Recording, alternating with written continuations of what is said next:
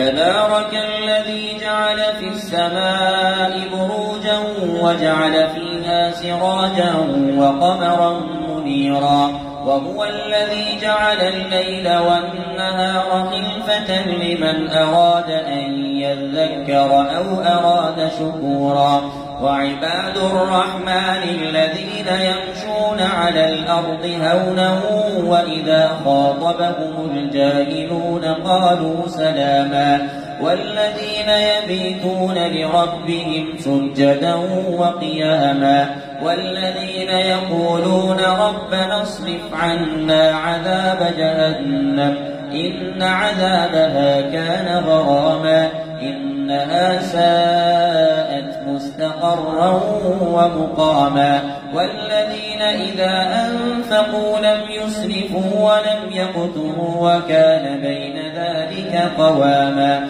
والذين لا يدعون مع الله إلها آخر ولا يقتلون النفس التي حرم الله إلا بالحق ولا يزنون ومن يفعل ذلك يلقى أثاما يضاعف له العذاب يوم القيامة ويخلد فيه مهانا إلا من تاب وآمن وعمل عملا صالحا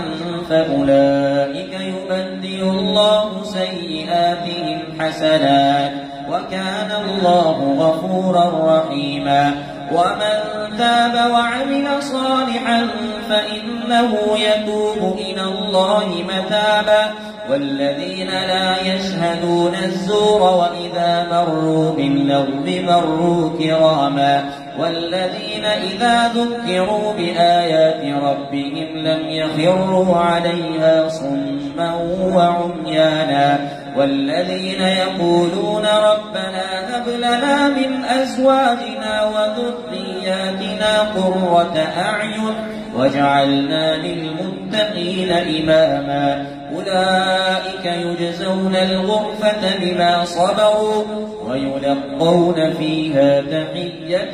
وسلاما خالدين فيها حسنت مستقرا ومقاما قل ما يعبأ بكم ربي لولا دعاؤكم فقد كذبتم فسوف يكون لزاما.